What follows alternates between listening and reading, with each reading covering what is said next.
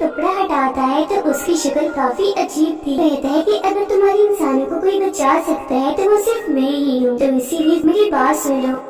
Film की शुरुआत होती है मॉस्को शहर की एक होटल को दिखाने से, जहाँ पर एक लड़का ओलेग अपनी नई दोस्त के साथ बातें कर रहा था। अपनी तारीफ करते हुए बता रहा था कि मैं एक आर्मी ऑफिसर हूँ, मेरे पास बहुत पैसा है। ये सुनकर उसकी दोस्त काफी मुतासिर होती है। ये कुछ वक्त और साथ गुजारती है और जल्द शादी करने का फैसला करती है। फिर एक जगह एक प्लेन अभी उड़ान भरता ही है कि तभी अचानक उसका इंजन काम करना बंद कर देता है। सभी लाइट्स बंद हो गई थी, जिसके बाद प्लेन भी सीधा आगे जमीन पर गिरता है। यहाँ पता चलता है कि न सिर्फ ये प्लेन बल्कि पूरी दुनिया के हालात अचानक खराब हो गए हैं। बिजली से चलने वाली चीजों ने काम करना बंद कर दिया है। सारी लाइट्स धीरे धीरे करके बंद हो जाती है और पूरी दुनिया ब्लैकआउट हो जाती है। मतलब लाइट ना होने से अंधेरा छा गया। लेकिन पूरी दुनिया में अभी भी कुछ जगह ऐसी थी जहाँ पर बिजली मौजूद थी, जिनमें एक मॉस्को शहर भी था। मॉस्को शहर में टीवी पर चल रही खबरों में बताया जाता है कि हमारा रास्ता पूरी दुनिया से कट गया है। किसी को भी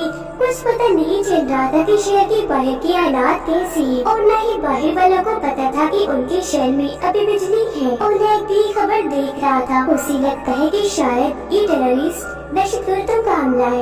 अब जहाँ लाइट नहीं थी उन सारी जगहों को ब्लैकआउट एरिया, और जिन जिन जगहों पर लाइट्स थी उन्हें लाइट एरिया का नाम दे दिया जाता है। मॉस्को की गवर्नमेंट ब्लैकआउट एरिया की सूरत का जायजा लेने के लिए बहुत सारे ड्रोन कैमरास वहाँ भेजती है, लेकिन रास्ते में सारे के सारे ड्रोन अजीब तरीके से गायब हो जाते हैं। जब सोल्जर्स वहाँ पहुँचते हैं तो वहाँ के हालात देखकर दंग रह जाते हैं। दरअसल जब ब्लैकआउट हुआ तो यहाँ की सब जानदार चीजें जैसे कि डॉग्स, बिल्लियाँ, मछलियाँ, यहाँ तक कि इंसान भी बड़ी अजीब तरीके से मारे गए हैं। हर जगह लाशें बिखरी पड़ी थी। लग रहा था जैसे कुछ ही पल में ये पूरी जगह कब्रिस्तान बन गई हो। सोल्जर्स अभी छानबीन कर ही रही थी कि तभी एक अनजान आदमी एक सोल्जर पर हमला कर देता है। उसे बुरी तरह जख्मी करने के बाद उसके हथियार लेकर बड़ी स्पीड में वहाँ से भाग जाता है। सब उस पर गोलियां भी चलाते हैं, लेकिन उसे कुछ फर्क ही नहीं पड़ रहा था। एक भी गोली उसे नहीं लगती, बस भागता ही जा रहा था। ये देखकर सभी सोल्जर्स को काफी हैरानी हुई। वो अंदाजा लगा देते हैं कि ये आदमी कोई आम इंसान तो नहीं लग रहा, और अगर ये सच में कोई आम इंसान नहीं है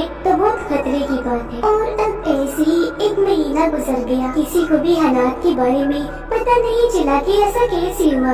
अब हम एक लड़के को देखते हैं जो ओलेग का दोस्त है। वो भी एक सोल्जर था, अपनी बूढ़ी माँ के साथ रहता था। उनकी हालत ठीक नहीं थी, पर जैसे उसे आर्मी का खत मिलता है वापस आने के लिए, दिल पर पत्थर रख के वो मिशन के लिए निकल जाता है। फिर सभी सोल्जर्स को इकट्ठा करके कैप्टन उन्हें बताती है कि ब्लैकआउट एरिया से हमें जो लाशें मिली थी उन सबको लैब में हमने टेस्ट करने के लिए भेजा था। रिपोर्ट के मुताबिक उन सब की मौत एक जहर की वजह से हुई, जो जहर उन्हें दिया नहीं गया था बल्कि उनके जिस्म ने खुद बनाया। ऐसा उन्होंने अपनी मर्जी से भी नहीं किया, बल्कि किसी अजीब चीज ने उनके जिस्मों को ऐसा करने पर मजबूर किया। और अब जैसे ही रात होती है, सोल्जर्स की टीम ब्लैकआउट एरिया में जाने के लिए निकलने लगती है। इनमें ओलेग भी शामिल था, जो देखता है कि मेरी नई दोस्त यानी जिसके साथ उसकी शादी होने वाली थी वो भी जा रही थी, क्योंकि वो एक डॉक्टर थी। वहाँ पहुंचकर ये लोग आपस में बात कर ही रही थी कि तभी इमरजेंसी अलार्म बजने लगता है। सारे सोल्जर्स जल्दी से अपनी अपनी पोजीशंस के मुताबिक जंगल की तरफ गन फायर करके खड़े हो जाते हैं। कैप्टन उन्हें बताती है कि जंगल में से जानवर तेजी से उनकी तरफ बढ़ रहे हैं। सारे एक ही तरह के जानवर हैं, जिनका साइज काफी बड़ा है। और फिर अगले ही पल वो जानवर सोल्जर्स पर चिपट पड़ती है, बुरी तरह हमला कर दिया था। सोल्जर्स अपने बचाव में अंधाधुंध गोलियां चलाने लगते हैं। अगली सुबह बहुत बुरे हालात दिखाए जाते हैं, क्योंकि बहुत सारे सोल्जर्स मारे गए थे। वो लोग देखते हैं कि हमला करने वाले जानवर जंगली भालू थे, पर उन लोगों को ये समझ नहीं आ रही थी कि भालू ने झूठ बनाकर हमला क्यों किया, क्योंकि वो कभी भी ऐसे नहीं करते। ओलेग भी हमले में जख्मी हो गया था। उसकी दोस्त की कोई डॉक्टर थी, उसका इलाज कर रही होती है। अब शहर के हॉस्पिटल में एक लड़का दाखिल था। वो बेड पर लेटा था, उसकी तबीयत अचानक खराब होने लगी। दरअसल जब से ब्लैकआउट हुआ उसके साथ तभी से अजीबोगरीब हो रहा था। उसे किसी अनजान लोगों की आवाजें सुनाई देती थी। एक आदमी जिसकी बाल नहीं थी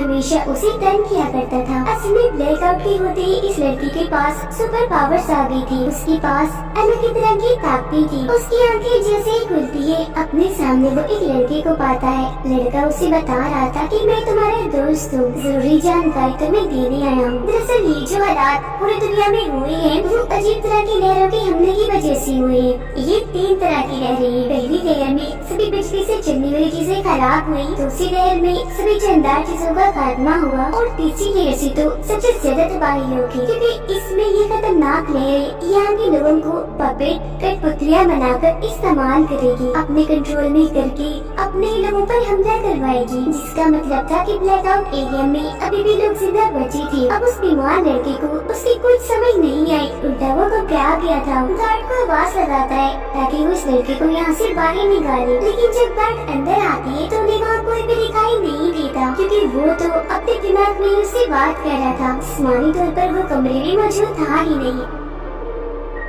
इन सब हालात और अपने कंट्रोल में न होने की वजह से लाइट एरिया के लोग सड़कों पर निकल आते हैं, हर तरफ तोड़-फोड़ करके तबाहियां मचा रहे थे। यहाँ तक कि सोल्जर्स पर भी हमला करने लगते हैं, क्योंकि उन्हें लग रहा था कि ये सब गवर्नमेंट की कोई चाल है। उधर आर्मी के अपने सोल्जर्स के अलग-अलग ग्रुप बना दिए जाते हैं। इनमें एक ग्रुप उदय का था और एक उसके दोस्त का था। ब्लैकआउट एरिया के हालात बहुत खराब थे, सब कुछ तहस नहस हो गया था। पुल पूरी तरह टूट गया था, क्योंकि प्लेन तबाह होकर पुल पर ही गिरा था। बहुत सारी बिल्डिंग्स भी तबाह हो गई थी। पहले भेजी गई आर्मी के हेलीकॉप्टर, टैंक्स और गाड़ियाँ खिलौनों की तरह टूट के बिखरी पड़ी थी। और नए का दोस्त अपने साथियों के साथ एक टाउन में पहुँचता है। उनके साथ एक रिपोर्टर भी आई थी। सभी टीम्स के सोल्जर्स अपने अपने एरिया की छानबीन कर रही थी। ऐसे ही कुछ दिन गुजर जाते हैं, पर ना तो उन्हें कोई इंसान दिखता है और ना ही उनकी लाशें। अब पावर्स वाला लड़का जब एक जगह पर बैठा हुआ था तो तभी उससे मिलने एक आदमी आया जिसका नाम आईडी था। इसने पहले तो अपना मुँह छुपाया हुआ था, पर जैसे ही कपड़ा हटाता है तो उसकी शक्ल काफी अजीब थी, बाकी जिस इंसानों जैसा ही था। वो बताता है कि मैं इंसान नहीं हूँ, बल्कि इंसानों जैसा दिखने वाला एलियन हूँ। तुम्हारे सुपर पावर्स को कोई इस्तेमाल करके पूरी दुनिया में सब कुछ कर रहा है और उसी इंसान की मैं खोज कर रहा हूँ। और वो आदमी, वो विलन और कोई नहीं बल्कि मेरा भाई है, मेरी ही तरह एलियन है। और जब ब्लैकआउट हुआ था तुम ब्लैकआउट एरिया और लाइट एरिया के बीच में फंसे हुए थे। यही वजह है कि आज ये ताकतें तुम्हारे पास है। लड़का कुछ समझ पाता है, इससे पहले ही कैप्टन और उनके सोल्जर्स वहाँ पर आ जाते हैं, आईडी पर गन तान देते हैं। लेकिन चालाक आईडी कैप्टन के सोल्जर्स के दिमाग को अपने कंट्रोल में कर लेता है, जिससे सोल्जर्स को कैप्टन दिखने लग जाता है आईडी और आईडी दिखने लगा था कैप्टन। मतलब रूप बदल के दिखने लगे थे, जिससे होता ये है कि सारे सोल्जर्स असली वाले कैप्टन पर ही गन तान देते हैं। आईडी कैप्टन को कहता है कि अगर तुम्हारे इंसानों को कोई बचा सकता है तो वो सिर्फ मैं ही हूँ, तो इसीलिए जरा शांत होकर मेरी बात सुन लो जो मैं बताना चाहता हूँ। ये सुनकर कैप्टन उसे इंक्वायरी रूम में ले जाती है। आईडी उसे बताता है जैसे आप लोग अपने इस प्लेनेट जमीन पर रहती हो, हम भी ऐसे ही अपने प्लेनेट पर रहते हैं। हमारी ये खूबी है,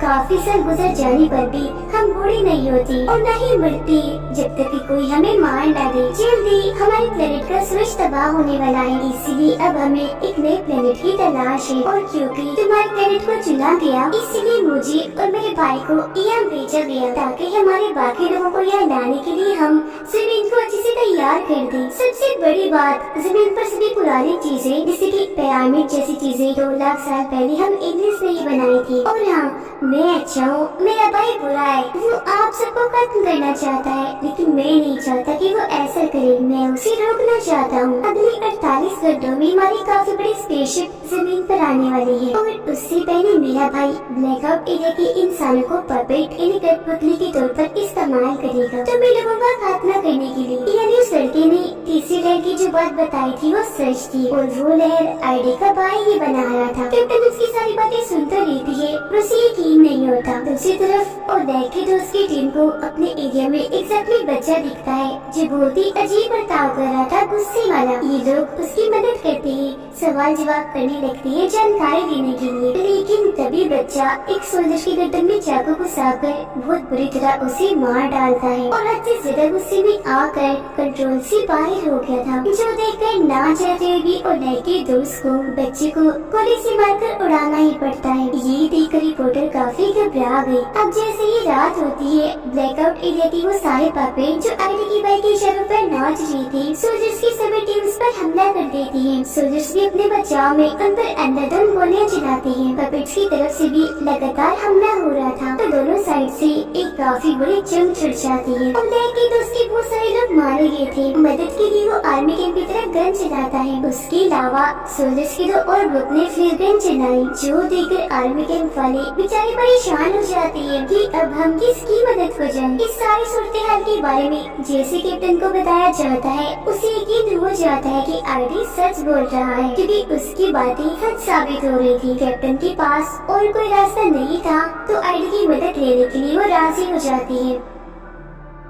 आईडी कैप्टन को कहता है कि मेरे भाई को ढूंढने के लिए हमें पावरफुल लड़के की जरूरत पड़ेगी। मेरे भाई को मारते ही मैं सभी इंसानों के पपेट को कंट्रोल करके रोक दूंगा। फिर कैप्टन आईडी को लेकर आर्मी बेस पर पहुंचती है। उधर अचानक से ओलैक की दोस्त की टीम पर बड़ा हमला हुआ, जिसमें एक एक करके सारे सोल्जर्स मारे जाते हैं। सिर्फ 2 ही लोग बचते हैं, ओलैक का दोस्त और रिपोर्टर। पपेट की तादाद काफी ज्यादा थी, इसीलिए वो बाकियों के पास जाने की कोशिश करते हैं ताकि साथ मिलकर उनका सामना कर सके। आईडी पावरफुल लड़के को ध्यान लगाने का कहता है, मतलब ख्याल देखने में उसकी मदद कर रहा था, ताकि लड़का ये देख सके कि आईडी का भाई कहाँ है। कुछ ही देर की मेहनत के बाद उसकी लोकेशन पता चली जाती है, जो एक काफी बड़ी बिल्डिंग की छत थी, और वहीं से वो सारे पपेट्स को कंट्रोल करके सब करवा रहा था। वो निकल ही रही थी कि तभी उन्हें पता चलता है कि पपेट्स ने लाइट एरिया पर भी हमला कर दिया है, जिसका मतलब था कि किसी लड़का का असर शुरू हो गया है। तो इसीलिए वक्त को बर्बाद ना करते हुए कैप्टन आईडी के साथ वहाँ के लिए निकलने लगे। पावरफुल लड़का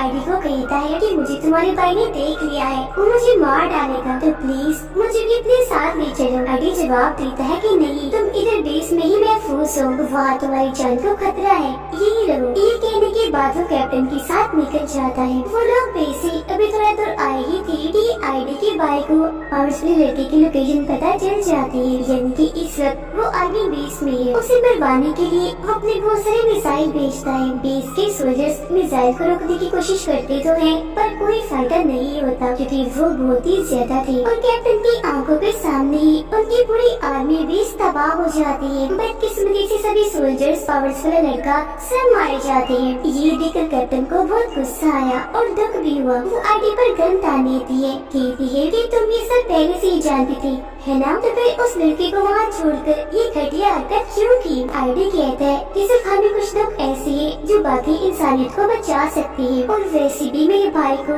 पावरफुल लड़के की लोकेशन पता चल ही जानी थी, और अगर हम उसे साथ रखते तो अब तक हम भी मारे गए होते। इसलिए मजबूरन मुझे ये कदम उठाना पड़ा। अगली सुबह ओलैक को अपना दोस्त और रिपोर्टर मिल जाते हैं। एक दूसरे को जिंदा पाकर दोनों बहुत खुश थे, गले मिलते हैं। बाद में कैप्टन भी अपने सोल्जर्स के साथ या उनके साथ शामिल हो गई, और अब वक्त को बर्बाद ना करते हुए ये सभी उस बिल्डिंग के लिए निकल जाते हैं, जहाँ पर आईडी का भाई सब पपेट्स को कंट्रोल कर रहा था। लेकिन रास्ते में वो पपेट्स इनका रास्ता रोकने की कोशिश करते हैं। सोल्जर्स उनकी जान की परवाह ना करते हुए टैंक से उन्हें मारते हुए कुचलते हुए आगे बढ़ते जा रही थी। वो भी इन पर हमला कर देते हैं और इनके बीच काफी बड़ी जंग छिड़ जाती है। कुछ पपेट्स तो अपने ऊपर बॉम्ब बांधकर सोल्जर्स पर गिर रहे थे, ताकि अपने साथ साथ उन्हें भी उड़ा दे, पर सोल्जर्स बड़ी मुश्किल से उनसे बचते बचाते बिल्डिंग तक पहुँच ही जाते हैं। आईडी को सोल्जर्स को लेकर बिल्डिंग की छत पर जाने लगता है, जबकि बहुत सारे सोल्जर्स नीचे ही रुक गए थे पपेट्स का मुकाबला करने के लिए। जिसके बाद आखिरकार ओलैक के दोस्त और आईडी का सामना उसके भाई से हो ही जाता है। ओलैक का दोस्त आईडी के भाई पर हमला करने के लिए आगे बढ़ता है, पर वो एक ही झटके में उठाकर उसे दूर फेंक देता है। फिर आईडी जाता है अपने भाई का सामना करने के लिए। दोनों भाइयों के बीच जबरदस्त लड़ाई शुरू हो जाती है। दोनों ही कम नहीं थे, एक दूसरे से बढ़ गई थी, बराबर टक्कर दे रही थी। मुक्के मारने से उनके हाथों से चिंगारियां निकल रही थी। दोनों ही बहुत ताकतवर थे। नीचे ओलैक और बाकी सोल्जर्स को पपेट को रोकने में काफी मुश्किल हो रही थी, क्योंकि उनकी तादाद करोड़ों में थी। उन पर थो ही नहीं रही थी। पपेट्स इतने चालाक थे कि तेल से भरे हुए ट्रक को लेकर उन पर हमला कर देती है, जिससे काफी बड़ा धमाका हो जाता है। कुछ को छोड़कर अब सारे ही सोल्जर्स मारे जाते हैं। मुश्किल से ये बस 5 ही बचे थे और अब इनको ही पपेट्स का सामना करना था। ओलेग और बाकी सोल्जर्स भी बिल्डिंग के ऊपर जाने लगते हैं। पपेट्स भी अपने लीडर यानी आईडी के भाई का साथ देने के लिए तेजी से उस बिल्डिंग की तरफ आ रहे थे। पपेट्स यहाँ आते उससे पहले ही आईडी जोर से अपने भाई को मुक्का मारता है। आईडी अपने भाई के सीने से उसका दिल ही निकाल लेता है, जो जाहिर है एलियन होने की वजह से डिवाइस की तरह का था। फिर वो दिल में एक बॉम्ब लगा देता है। जैसे उसका दिल तबाह होता है, उसके भाई की भी मौत हो जाती है। अपने भाई को मारने के बाद आईडी को सभी पपेट्स का कंट्रोल मिल गया था। एक ही झटके में वो उन सबको मार गिराता है। अब वो सारे लोग जो जिंदा बचे थे इस जंग में जीत तो गई थी, पर उन्हें कोई खुशी नहीं थी, क्योंकि वो जंग ही ऐसे थे जो जिंदा बचे थे, जबकि करोड़ों की तादाद में बेगुनाह लोग सड़कों पर मरे पड़े थे। कीड़े मकोड़ों की तरह पूरी दुनिया का दिल हिला देने वाला सीन था। आईडी इन सबको बताता है कि इंसानों में प्यार और रहम नहीं है। तुम बहुत ही गर्ज हो, सिर्फ अपने बारे में ही सोचते हो। यही वजह है कि मेरा भाई तुम सबको मारना चाहता था ताकि एलियंस यहाँ सुकून से रह सके, लेकिन मेरा मकसद कुछ और ही था। और अब यहाँ वो सबसे बड़ा राज खोलता है कि मैं इंसानों की मदद इसलिए करना चाहता था ताकि इंसान मुझे अपना मसीहा समझ ले, यहाँ तक कि अपना गॉड ही समझने लगे। तब लड़का गुस्से में आईडी से कहता है कि तुम सब कुछ पहले से ही जानती थी, तो फिर ब्लैकआउट होने से क्यों नहीं रोका? आईडी जवाब देता है कि अगर मैं वो रोक देता तो किसी के भी दिल में मौत का डर ना होता, मेरी बात का कोई भी यकीन ना करता। और वैसे भी तुम लोग काफी हो आबादी बढ़ाने के लिए, जिन सबका मसीहा गॉड मैं हूँ। अगर बाकी लोग मर भी गए तो मुझे परवाह नहीं, जिसका मतलब था कि ये भी अच्छा नहीं है। शुरू से अब तक ये बस अपना ही फायदा देखता आ रहा है।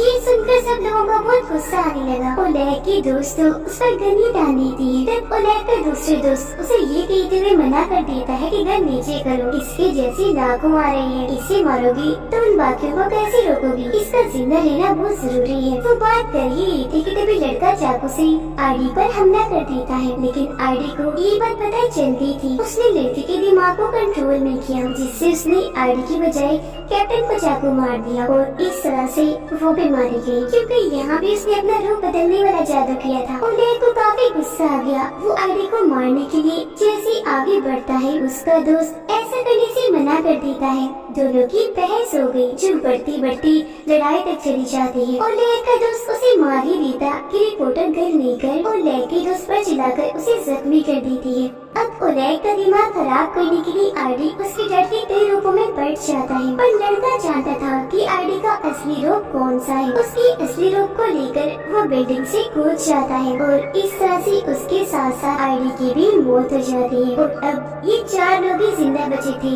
जो आने वाले एलियंस का मुकाबला करेंगे। कुछ ही देर में एलियन की स्पेसशिप यहाँ आ जाती है, जो बहुत ही बड़ी थी। शिप का दरवाजा खुलता है पर अंदर से कोई नहीं आता, तो अब ये लोग भी अंदर चले जाते हैं। अंदर जाने पर इन्हें एलियंस की लाखों चेम्बर्स दिखते हैं, जिनमें सभी एलियंस सो रहे थे। और तभी अचानक सभी चेम्बर्स में लाइट जलने लगी और अजीब तरह का लिक्विड हिलने लगता है, जिससे एलियंस होश में आने लगते हैं। डॉक्टर बताते हैं कि ये लिक्विड जरूर उनका ऑक्सीजन है, इसीलिए उनके जागने से पहले ओलेग गोली से सबको मारने लगता है, लेकिन उनके पास टाइम कम था और गोलियां भी नहीं थी, इसलिए दिमाग लगाकर ऑक्सीजन की मेन पाइप को ही हथौड़े से तोड़ देती है। जिससे होता ये है कि वो सारे एलियंस जागने से पहले ही मारे जाते हैं। अब बस कुछ चेम्बर्स बचे थे, जिनमें उन्हें एलियंस की मासूम बच्चे दिखते हैं। इन्हीं आईडी की बात याद आती है कि इंसान में प्यार और रहम नहीं, और क्योंकि इस तरह के इंसान वो बनना नहीं चाहती थी, इसलिए एलियंस के बच्चों को कुछ नहीं करते, छोड़ देते हैं। कुछ ही देर में एलियंस के सारे बच्चे अपने अपने चेम्बर से बाहर आ जाते हैं, जो सारे आईडी जैसे ही लग रहे थे। वो बच्चे इसलिए अब कोई खतरा नहीं था और इसी के साथ ही